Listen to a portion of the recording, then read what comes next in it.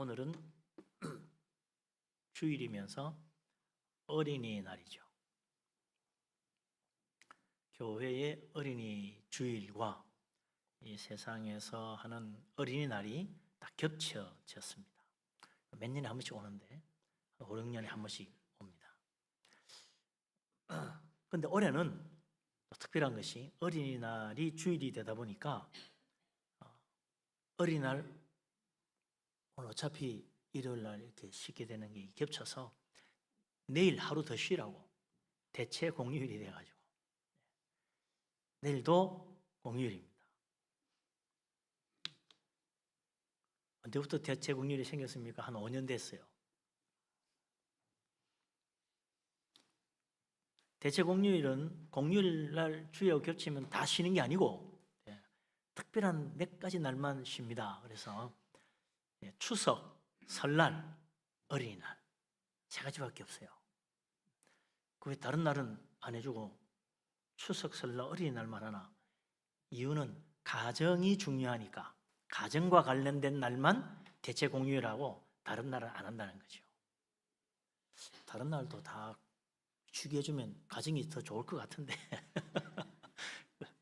나라에 계시는 분도 높으신 분들 그렇게 생각 안 하는 것 같아요.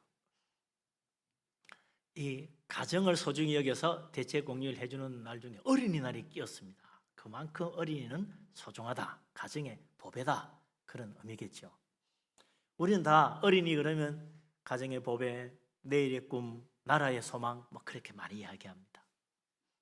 이 나라의 미래가 어린이에게 달려있다, 그런 이야기도 하고요. 그런데 막상 우리가 얼마나 정말 어린이들을 위하여 그들을 생각해주고 또 그들을 위해서 기도하는가 보면 별로 그렇지 못한 것 같아요. 어린이날 되면 그때서야 아유 우리 애들 한번 놀러 갔다 와야지. 그럼 그게 어린이날 다 해준 거야. 선물 하나 좀 다 됐고. 사실 우리가 상당히 자기중심적이고 이기적이다 보니까 정작 자기 자식조차도 나만큼 보살피지 못하는 경우가 많은 거죠. 특히 요즘 젊은이들 사이에는 아기를 굉장히 귀찮게 여기는 좀 그런 풍조가 널리 퍼져 있는 것 같아요. 그래서 아이 낳기를 싫어합니다. 아이 낳으면 내 인생 제대로 못 즐기고 내 인생이 희생해야 된다. 난 그게 싫다라고 생각하는 거죠. 그래서 아이를 낳으려고 하지 않는다는 겁니다. 요즘은요, 아이 낳아주는 것만 해도 정말 감사해. 아유 얼마나 고마운지. 예.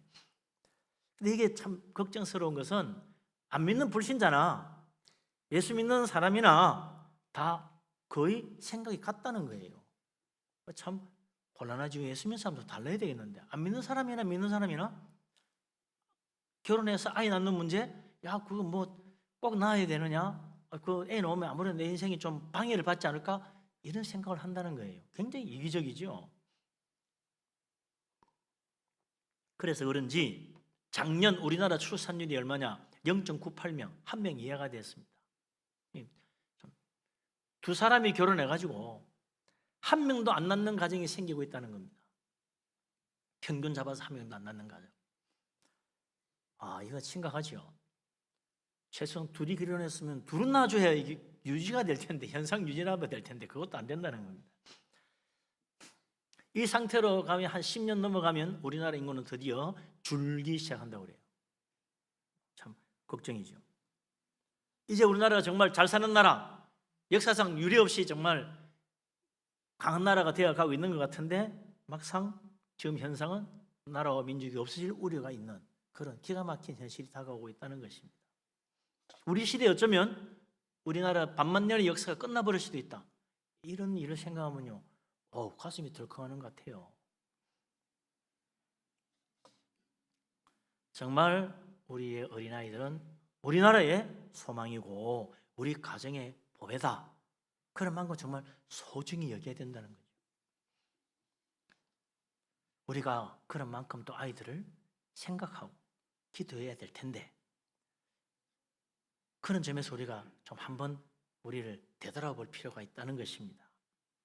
우리가 과연 아이들을 위해서 얼마나 기도해 왔는가 하는 거죠. 요즘 대신방철인데 대신방을 하면서 각 가정 가서 예배하고 기도하고 이렇게 하면 가정의 기도 제목들을 이렇게 미리 준비해서 딱 내놓는 집도 있고 또 가서 물어보면 하나하나 이야기를 하고 그러기도 합니다만,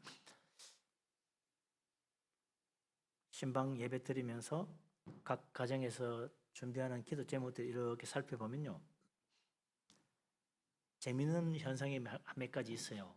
상당히 많은 사람이 가족들을 위한 기도 제목, 자녀들을 위한 기도 제목은 잔뜩 적었는데 정작 자기에 대한 기도 제목은 없는 경우가 있습니다.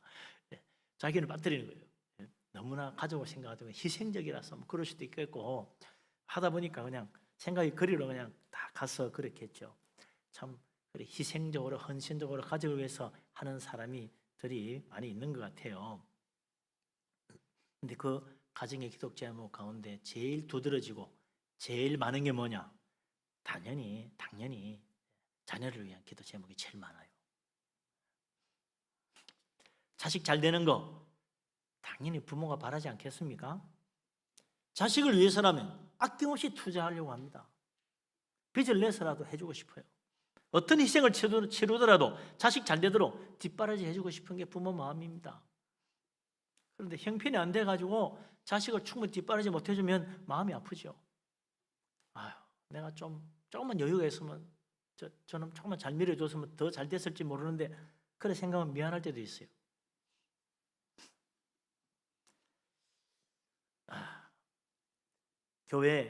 우리 교회 각 가정 이렇게 신방을 하며 축복기도 하고 그러면서 참 사람들의 마음을 이렇게 깨닫게 되는데 말이죠.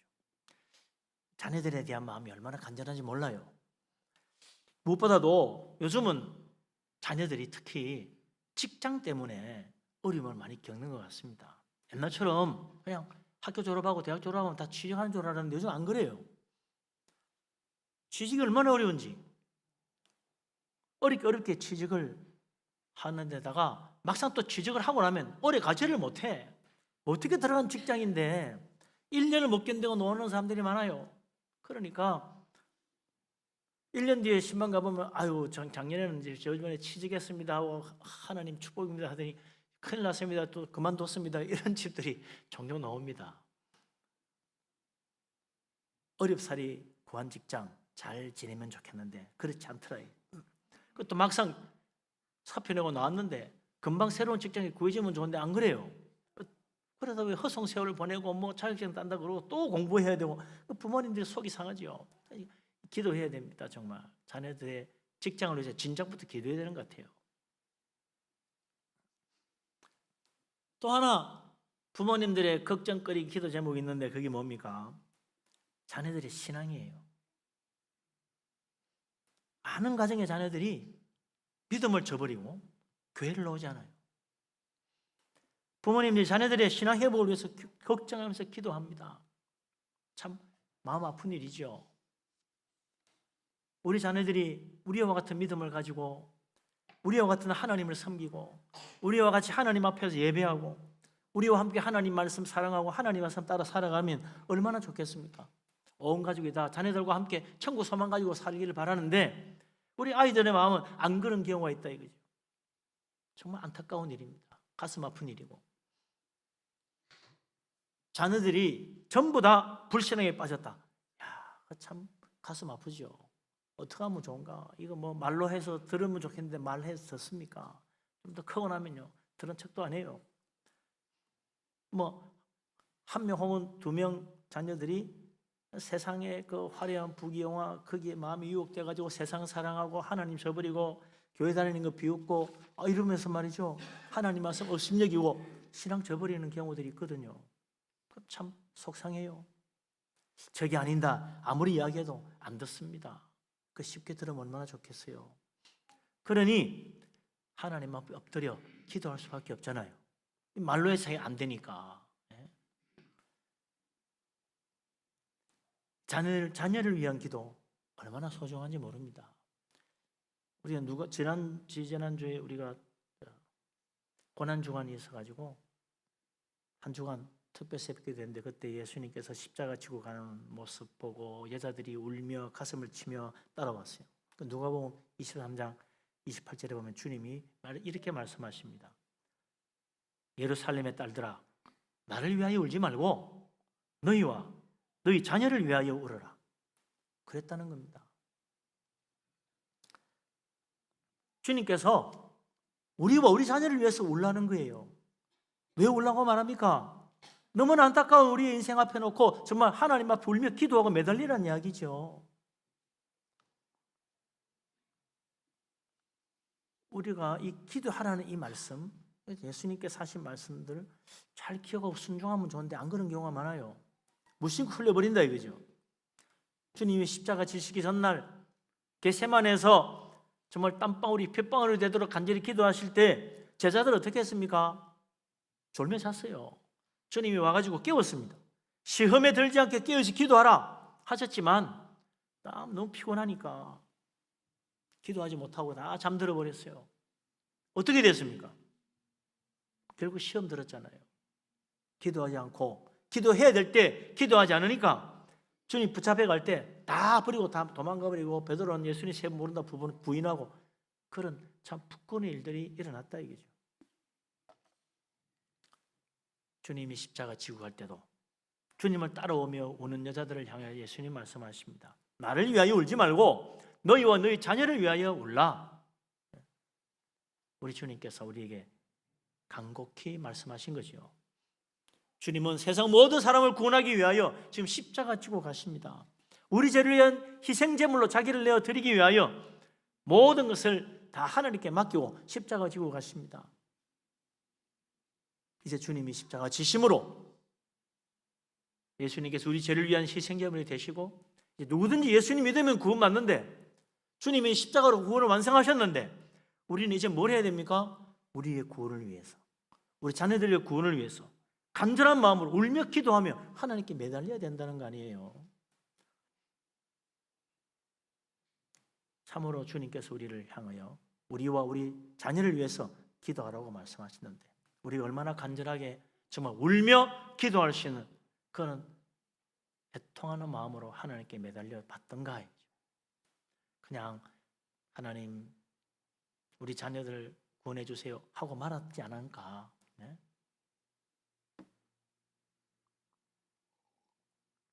애통하는 마음으로 하나님께 간구할 때 하나님 어찌 그 기도를 안 들어주시겠습니까? 가슴 아픈 마음으로 하나님 앞에 울며 매달리며 기도하는 그 기도를 하나님 어찌 외면하시겠습니까? 많은 정말 간절한 마음으로 기도하며 주께 매달린 그 부모님들의 그 기도가 이루어지는 경우를 얼마나 많이 보는지 모릅니다. 자녀를 위한 기도, 자녀들의 구원을 위한 기도, 우리가 정말 이제는 사명감 가지고 해야 돼요. 주님 하신 말씀에 내가 순종하는 믿음으로 기도해야 돼요. 구원받기는 간절히 바라면서 믿음이 회복되기는 원하면서 정작 간절히 기도해 보지 않았다. 우리가 먼저 회개해야 될 문제입니다. 우리를 위하여 예수님 말씀처럼 또 우리 자녀를 위하여 울라고 하신 그 말씀대로 애통하는 심령으로 하나님께 매달리며 기도할 수 있는 우리들이 될 수 있기를 주님의 이름으로 축원합니다. 아멘. 어떤 사람 또 이런 그런 이야기하면 그래요. 뭐 무슨 문제가 있습니까? 우리 집은 다 교회도 잘 나옵니다. 우리 자녀들도 학교도 잘 다니고 공부도 잘합니다. 우리 아는 다 커서 직장 잘 다니고 결혼해서 잘 살고 있습니다. 그렇게만 되면 얼마나 좋겠어요. 다 만사형통이지. 예? 그렇지 못한 경우가 있다 이거죠. 다 잘 되는 것 같은데 한두 자녀가 또 애를 먹이는 경우가 있어요. 다 좋았는데 또 손자가 또 안 노는 수도 있어요. 사이가 며느리가 또 교회 안 노는 수도 있어요. 이러니 걱정들을 안 할 수가 있나요? 완벽한 집은 거의 없는 것 같아. 그뿐만 아닙니다. 세상적으로는 잘 되는 것 같은데 겉으로 보기엔 교회 잘 나오는 것 같은데 과연 하나님을 정말 사랑하며 하나님 말씀을 소중히 여기며 예수님 십자가를 붙들고 사는 그런 믿음으로 사는가? 정말 예수님이 내 마음 중심에 나의 주님으로 나의 하나님으로 제대로 연결되어 있는가? 이런 거 생각하면요 기도할 게 얼마나 많은지 몰라요. 그냥 교회 나오고 있으니까 뭐 잘 믿겠지 했다가 나중에 아닌 경우가 생긴다 이거죠.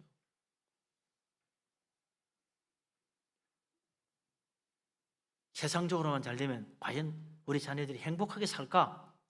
돈만 많이 벌고 사정 성공하면, 출세하면 과연 우리 자녀가 행복하게 살까? 다시 한번 생각해 봐야 됩니다. 그거하고 다르거든요. 분명히 살아봤잖아요. 인생을. 돈이 결코 행복이 아니잖아요. 세상 성공이 결코 우리 인생 행복이 아닌 걸 뻔히 알잖아요. 그런데 또 우리 자녀들은 또 그렇게 하면 또 하라고 또 기대합니다. 그러면 제 알아서 행복해질 거라고 착각합니다. 후회 없는 삶을 살아야 되는데 어떻게 해야 됩니까? 어디에 해답이 있나요? 성경은 이 하나님 말씀은 거기에 대해서 분명한 답변을 주며 우리에게 결정하라고 말씀하십니다. 그게 뭡니까? 정말 하나님 믿고 살 것인지, 그냥 세상 바라보고 살 것인지, 두 개 중에 하나 결정하라는 거예요. 진짜 행복하게 되는 것이 하나님 믿고 믿음으로 사는 것인지, 많은 재물을 모으고 세상에 성공하게 사는 게 진짜 행복하게 사는 것인지 결정하라는 거예요. 이 두 가지 길 항상 우리 앞에 놓여 있습니다. 나를 위해 살 것인가, 하나님 뜻을 따라 살 것인가, 우리에게 늘 있는 문제예요. 예수 믿을 때만 문제가 아닙니다. 예수 믿고 살아가는 날마다 매일매일이 우리들에게 주어지는 이 문제를 어떻게 결정하고 사느냐, 그게 우리 신앙을 결정짓잖아요. 옛날에 나는 정말 예수님 믿고 이제 믿음으로 살아야 되겠다 그러고 예수님 영접했다 하지만 오늘날 내 앞에 있는 이 문제를 가지고 혹은 자녀 문제를 가지고 정말 믿음으로 하나님 뜻대로 결정하고 나아갈 수 있느냐는 거예요. 그러지 못한 경우들이 너무 많은 것입니다. 우리는 세상은 잠깐이고 우리 인생은 나그네고 다 그러지만 하나님 나라, 정말 영원한 나라, 우리의 소망이 저기 있어야 된다는데 과연 우리는 어떻게 살아왔느냐, 우리 자녀들이 어떻게 대하고 있습니까?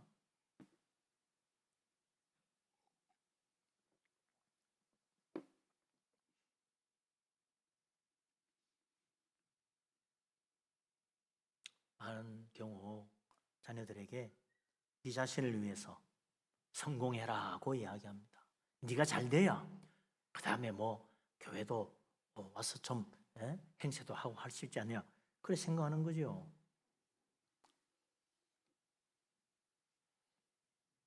남보다 잘 사는 길로 가라고 하는지, 예수님 본받아 서로 사랑하며 남을 섬기며 정말 말씀대로 살라고 하는 것인지, 내가 과연 또 그렇게 살고 있는지, 그냥 세상에서 배운 대로 살라고 내버려 둘 것인지, 주님 가르침 따라 살라고 할 것인지, 우리 자신을 위해서 정말 애통하는 마음으로 주께 엎드려야 되고 우리 자녀들을 위하여 애통하는 마음으로 정말 기도해야 될 문제라 이거예요. 예수님께서 십자가 지시고 부활하신 다음 제자들을 만나고 40일 동안 제자들과 함께 하신 다음에 부활 성천하셨는데, 성천하기 전에 제자들에게 하신 말씀이 뭡니까? 너무나 유명한 말씀이죠. 마태복음 28장 제일 마지막 절 19절 20절 뭐라고 그랬습니까? 너희는 가서 모든 민족을 제자로 삼아가지고 아버지와 아들과 성령의 이름으로 세례를 베풀고 그리고 내가 너희에게 분부한 모든 것을 가르쳐 지키게 하라고 그랬어요. 볼지어다 내가 세상 끝날까지 너희와 항상 함께 있으리라 주님 말씀하셨는데, 우리가 정말 지금까지 세상 가르침 따라 살아왔지 않는가? 주님이 말씀하신 그 가르침을 받고 그 가르침대로 따라 살아가고 있는가? 한번 생각해 봐야 돼요. 세상 가르침 따라 살면 세상과 함께 하는 거예요. 주님 가르침 따라 살면 주님과 함께 하는 것입니다. 주님의 가르침, 그 말씀을 따라 살아가는 사람은 주님께서 세상 끝날까지 항상 함께 하겠다고 약속했습니다. 그러나 세상 따라가고 세상 가르침 따라가는 사람은 예수님이 책임 안 지는 거예요. 그거는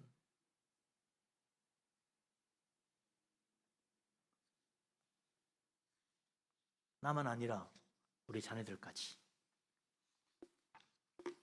우리가 과연 주님의 가르침을 받고 있으며 주님의 가르침 따라 살고 있는가? 이 문제를 가지고 기도해야 된다는 것입니다. 정말 주님 가르침대로 살라고 우리 자녀들 교회 학교에 보내는 거예요. 교회 학교. 세상 학교가 아니고 교회 학교 가서 주일 학교 때부터 열심히 하나님 말씀 배우고 예배하라고 하는 이유가 뭡니까? 세상 가르침이 아니고 주님 가르침 따라 살아야 된다.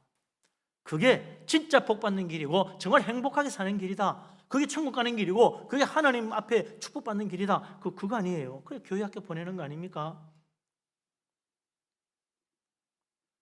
그냥 보낸다고 되는 게 아니고 애통하는 마음으로 기도해야 된다는 거죠.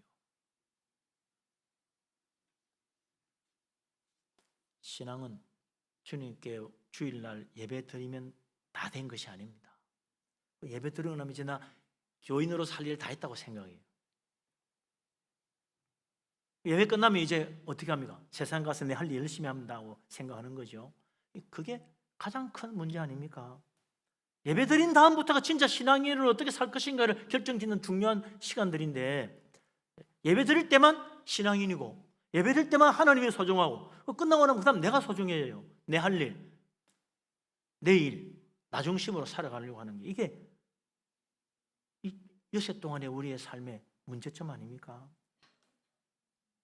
예배 시간 하나님 말씀 듣고 은혜 받고 감동받고 너무너무 중요하지만 예배 끝나고 돌아가서 우리 가정과 우리 직장, 우리 자녀들과 함께 사는 그 모든 삶 속에서 정말 하나님 말씀대로 살고 있느냐? 하나님 말씀대로 살려고 하는가? 이게 진짜 우리 신앙에 판가름이 나는 시간이란 말이죠.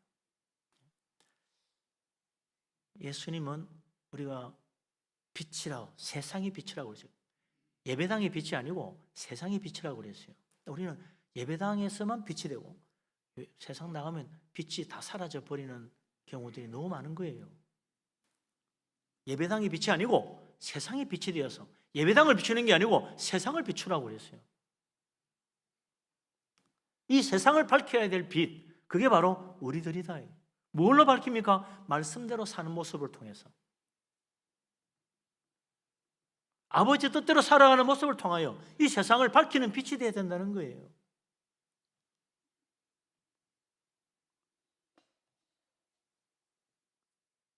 지금 예배드리는 우리들 정말 믿음으로 살아가며 하나님을 기쁘시게 할 수 있는 그런 세상에 빛된 하나님의 자녀 다 될 수 있기를 주님의 이름으로 축원합니다. 아멘.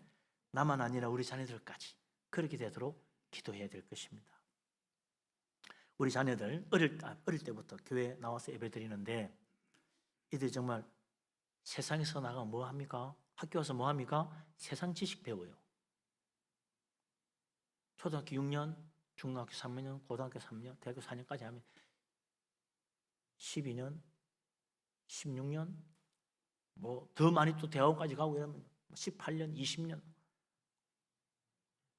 10년이면 강산이 변한다는데 20년 가까운 세월을 세상 지식 배워요. 교회에서는 주일날 1시간 가르치는데 일주일 내내 하루에도 몇 시간씩 또 학원까지 가가지고 하루 종일 세상 지식 배웁니다. 예수님 가르치면 그저 1시간도 안 되는데 세상 지식을 얼마나 많이 배운 줄 몰라요. 그러면서 우리 자녀들, 우리 아이들 자라가고 있습니다. 그 속에서 자라가고 있어요. 그 속에서 생각이 자라고, 그 속에서 자기 인생의 꿈이 자라고, 그 속에서 자기 가치관이 자라고, 다 세상 가르침 속에 자라고 있어요. 그러니 나중에 다 크면 세상적으로 생각하고 세상적으로 살아가는 거예요. 세상적으로 판단하고. 다 크고 나면 교회 안 나오는 자녀들이 자꾸 늘어나는 이유, 그게 있는 거 아닙니까? 그러니 이게 그냥 교회 학교 주일날 하루 보내고 나면 다 해결될 거라고 생각하면 큰 차고죠. 정말 기도해야 됩니다. 우리 자녀들이 아직 어리든지 다 커서 성인이 되었든지 언제든지 우리는 지금도 결코 포기할 수 없어요. 주님 말씀처럼 우리와 우리 자녀를 위하여 울며 기도할 수 있는 믿음의 부모, 기도하는 부모, 우리 자녀들을 참으로 생각하고 사랑하는 우리 부모들이 다 되어서 하나님 앞에 정말 온 가족 구원받고 하나님 앞에 영광 돌릴 수 있는 축복된 믿음의 가정 될 수 있기를 주님의 이름으로 축원합니다. 아멘. 자녀들을 생각하고 기도하는 것. 근데 여기서 또 하나 더 중요한 문제가 있습니다. 자녀들을 생각하고 기도하는 것. 나라의 미래를 위해서 우리 어린아이들을 생각하고 기도하고 우리 가정을 위하여 자녀들을 생각하고 기도하고 세상에서도 정말 잘되고 높아지고 그리고 정말 믿음으로 행복하게 살 수 있는 그런 자녀가 되도록 자녀를 늘 생각하고 기도하는 것 필요한데 이제는 거꾸로도 생각해야 된다 이거죠. 우리 자신의 믿음을 위해서, 우리 자신의 구원을 위해서 나를 생각해야 되는데 뭘 보고 생각합니까? 어린이를 바라보고 생각하며 기도하고 신앙생활을 해야 된다는 것이죠. 오늘 예수님이 우리에게 하신 말씀입니다. 무슨 말입니까? 오늘 예수님이 하신 말씀 3절, 4절, 5절 석절 다시 한번 같이 읽어보겠습니다. 3, 4, 5절 이르시되 진실로 너희에게 이르노니 너희가 돌이켜 어린아이들과 같이 되지 아니하면 결단코 천국에 들어가지 못하리라. 그러므로 누구든지 어린아이와 같이 자기를 낮추는 사람이 천국에서 큰 자니라. 또 누구든지 내 이름으로 이런 어린아이 하나를 영접하면 곧 나를 영접함이니. 아멘. 제자들 사이에 다툼이 생겼죠. 누가 높으냐? 누가 더 공이 많으냐? 천국에 가면 이제 예수님 예루살렘에 가면 우리의 왕이 돼가지고 다윗 왕국을 세우실 텐데 거기에서 누가 제일 공이 큰 1등 공실이 되어서 제일 높은 자리에 앉아야 되느냐? 서로 내가 높다고 너가 싸우니까 예수님이 말씀하신 거죠. 어린아이 하나를 딱 가운데 불러다 세워놓고 봐라, 너희가 돌이켜 이 어린아이와 같이 되지 않으면 결코 천국 들어가지 못하리라. 제자들은 야 누가 더 크냐고 따지고 있었는데 예수님은 아예 들어갈 수도 없다고 이야기해요. 천국 가서 얼마나 큰 상 받느냐가 문제가 아니라 들어가기나 제대로 들어가야 뭐 그 다음 이야기를 하지. 너희가 돌이켜 어린아이처럼 되지 않으면 천국 들어가지도 못해. 무슨 큰 자는 무슨 큰 자야. 상 가서 무슨 큰 상을 받아. 들어나 가야 될 거 아니야. 그런데 우리가 뭘 보고 우리 신앙을 점검하고 확인하라고 그래요? 어린아이 바라보면서 니를 생각해라. 어린아이 바라보면서 네 믿음을 생각해라. 내가 정말 제대로 믿고 있는지 어린아이 보고 잘 생각해 보라는 거 아니에요. 어린아이 보면서 우리가 어떻게 믿어야 할 것인가를 깨달아야 됩니다. 애 보고 뭘 믿어요? 애 보고 뭘 깨달아요? 예수님 그 다음 말씀하셨어요. 너희가 돌이켜 어린아이들과 같이 되지 않으면 천국 못 들어간다 그러면서 뭐라고 그랬습니까? 누구든지 어린아이와 같이 자기를 낮추는 사람이 천국에서 큰 자다. 어린아이처럼 자기를 낮추어야 천국 들어갈 것이고 이 어린아이들처럼 더욱 낮추고 제일 낮아져야 천국 가면 상이라도 받을 거지. 제일 낮아진 자가 제일 큰 상 받는다. 제일 겸손하게 자기를 낮추는 사람이 제일 큰 상 받는 것이다. 어린아이처럼 자기를 낮추는 자가 천국 들어간다. 높아지면 천국 못 간다. 높아지면 천국 못 들어간다. 돌이켜 어린아이 같이 되어야 된다. 우리 주님 말씀을 잘 생각해야 됩니다. 내가 정말 잘 믿거든요. 성경 얼마나 많이 봤냐, 기도 얼마나 열심히 하느냐, 그게 아니고 내가 어린아이를 바라보고 생각을 해야 돼요. 아, 내가 정말 믿음 생활 제대로 하나? 내가 너무 높아진 거 아닌가? 내가 너무 어른이 돼가지고 너무 교만해진 거 아닌가? 내가 너무 많이 아는 것처럼 생각하는 거 아닌가? 내가 너무 다른 사람 머리 위에 올라가 있는 거 아닌가? 생각해야 돼요. 나를 낮춰야 됩니다. 우리 주님은 처음에 공생을 시작할 때는 회개하라, 천국에 가까이 왔느니라 막 사람들 외쳤는데 마지막 십자가에 지시기 전날은 뭐 했습니까? 제자들 발 씻었어요. 내려가 무릎 꿇고. 공생이 시작할 때는 제자들 이리 오라 그러면 나를 따라오라 그랬는데 마지막에 어떻게 합니까? 십자가 지시기 전에는 자기를 낮추어 제자들 발 씻었어요. 그러면서 내가 너희 스승이 됐지만 너희 발을 씻었으니 너희도 서로 발을 씻어줘라 그랬잖아요. 어린아이처럼 자기를 낮추는 자가 천국에서 큰 자요. 어린아이처럼 자기를 낮추는 자라야 천국 들어가지. 안 그러면 결탄코 들어가지 못한다고 주님이 단호히 말씀하셨습니다. 어린아이처럼 낮추고 어린아이처럼 낮아지고 어린아이처럼 겸손한 마음으로. 남들은 다 나보다 나은 사람이에요. 다 훌륭한 사람이에요. 네? 어린아이는 그렇잖아요. 다 선생님이고 아빠고 아저씨고 다 훌륭한 사람이에요. 그죠? 어른들이 뭐라 그러면 그예 하고 다 시키는 대로 하는 게 어린아이지. 그런 마음으로 섬기는 자가 되면, 그런 마음으로 그죠? 열심히 주님 따르면 그게 천국 가는 길이라는 이야기 아니겠어요? 어린아이처럼 자기를 낮추어서 천국의 축복을 누릴 뿐만 아니라 더욱 낮아져서 하늘의 큰 상을 받는 천국에서 큰 자들이 다 될 수 있기를 주님의 이름으로 축원합니다. 아멘. 그를 여면 어린아이를 보고 생각을 해야 돼요. 내 기도가 뭘 기도해야 될 것인가? 답이 나오잖아요. 주님, 내가 낮아져야 되겠습니다. 많이 교만해졌습니다. 하나님, 너무 나의 생각이 너무 높아졌습니다. 하나님, 나를 불쌍히 해주시고 나를 쳐서 주께 복주시키면 낮아지기를 원합니다. 제자들의 발을 씻으신 주님, 본받을 수 있도록 참 애통하며 울며 기도하신 마음이 되어야 된다 이거죠. 그러면서 주님 마지막에 5절에 참 중요한 말씀을 하세요. 누구든지 내 이름으로 이런 어린아이 하나를 영접하면 곧 나를 영접함이니 그랬어요. 아무리 어린아이라도 무시하지 말라 그 말이잖아요. 교회에서 제일 작은 자라도 무시하지 말라. 나보다 모르는 것 같아도 무시하지 마라. 어린아이처럼 소중히 여겨라. 함부로 대하지 마라. 아주 어리고 작은 아이라도 그 아이가 예수님이라고 생각하고 예수님 영접하듯이 아이를 영접하고 예수님 섬기듯이 아이들을 대하고 섬겨라. 교회 지극히 작은 자라도 다 그렇게 예수님 보고 대하듯이 해줘라는 거예요. 그 어린아이 하나를 영접하면 나를 영접하는 거니까, 예수님 영접하는 거니까, 예수님처럼 생각하고 대하라는 거 아니에요?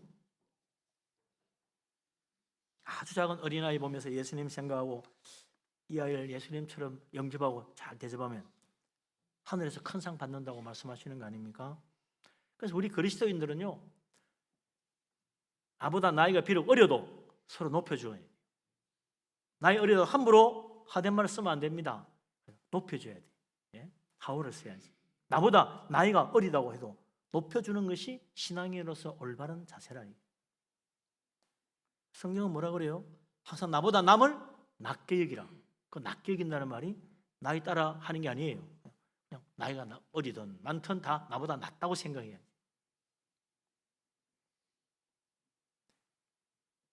남이 나를 높여주기를 바란다면 나도 남을 높여주어야 한다.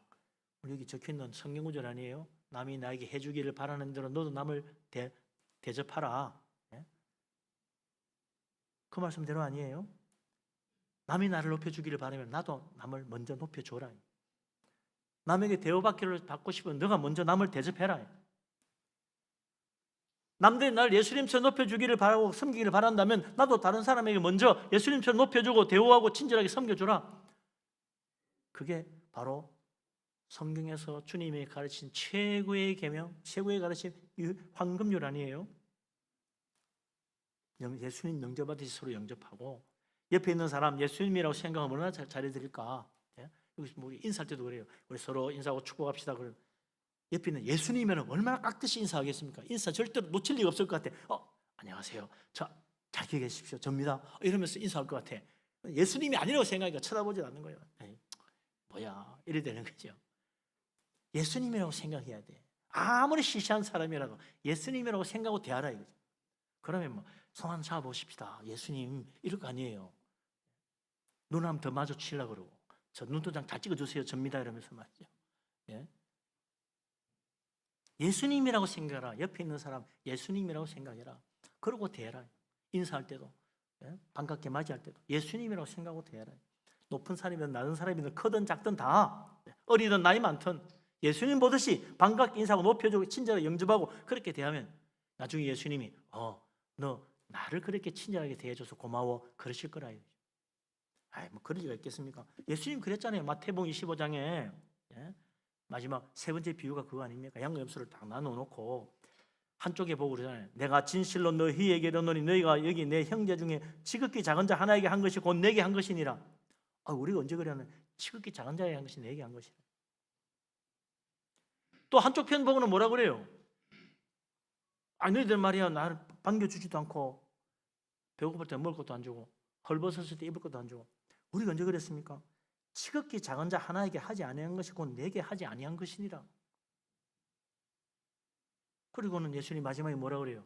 너희들은 영벌에 이들은 영생에 들어가리라 그랬어요. 천국 문 앞에서 주님 만나면 우리도 정말 그런 말씀 들을지 몰라요. 어떤 사람 보면 그럴 거예요. 너 왜 그때 교회에서 예배 시간에 내보고 인사도 안 하고 반갑다고 하지도 않고 외면하고 모른 척했니? 제가 언제 주님 모른 척했습니까? 지극히 작은 자 하나에게 하지 않은 것이 내게 하지 아니한 것이니라. 너는 왼쪽으로 가거라. 그러실 줄 모른다 이거죠. 또 어떤 사람이면 주님이 이렇게 반겨주실 겁니다. 야, 너는 나를 반갑게 인사해주고 나를 친절하게 대해주고 나를 영접해서 참 고맙다. 제가 언제 주님께 그리 했나요? 교회에서 지극히 작은 자 하나에게 하지 않은 것이 내게 한 것이니라. 너는 오른쪽 영생의 나라에 축복의 나라에 들어가거라. 주님이 그러신다 이거죠. 예수님 이름으로 어린아이 하나를 영접하면 주님을 영접하는 것입니다. 우리 자녀만 아니라 교회 안에서도 형제 자매를 향하여 크든 작든 윗 어른이든 아래 사람이든 상관없이 정말 예수님 보듯이 예수님께 대하듯이 대해준다면 우리 하나님 어찌 우리를 축복해 주지 않겠습니까? 나를 그렇게 대우해 주고 영접해 줘서 고맙다고 주님의 천국에서 그러실 거라 이거죠. 어린이를 생각하고 기도하고 또 어린이를 생각하고 나를 위해서 기도할 수 있는 정말 믿음의 사람, 정말 축복받는 하나님의 자녀, 또 복된 가정 다 될 수 있기를 주님의 이름으로 축원합니다. 아멘. 기도합니다. 하나님, 우리를 사랑하심을 감사합니다.